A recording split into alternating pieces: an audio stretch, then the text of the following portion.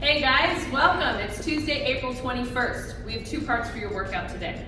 Starting off for part 8 today, we have 5 rounds for max repetitions, and we will be doing that in a 30 seconds of work and 30 seconds of rest format.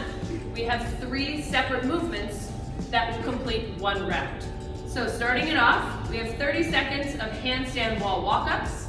We're going to start at the bottom of the push-up, push ourselves up, walk our feet up the wall as high as we are comfortable, ideally achieving nose and toes on the wall without your stomach touching, walking all the way back out.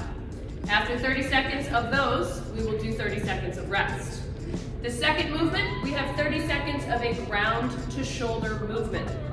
Depending on the equipment you have at home, that could be a single arm dumbbell or kettlebell clean. That could be a sandbag ground to shoulder. That could be a barbell clean. 30 seconds, as many repetitions as possible, 30 seconds rest. The third movement is going to be 30 seconds of a weighted squat hold, meaning that you will hold the bottom of a squat weighted for 30 seconds, and then follow that up with 30 seconds of rest.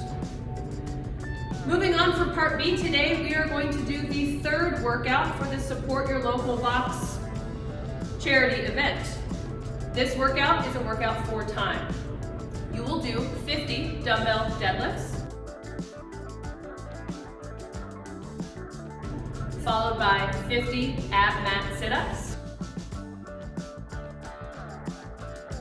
followed by 50 box step ups, and finishing it out with 50 single arm dumbbell thrusters. This workout has a prescription, 50 pounds for the men, 35 pounds for the women. Those are prescribed as dumbbells.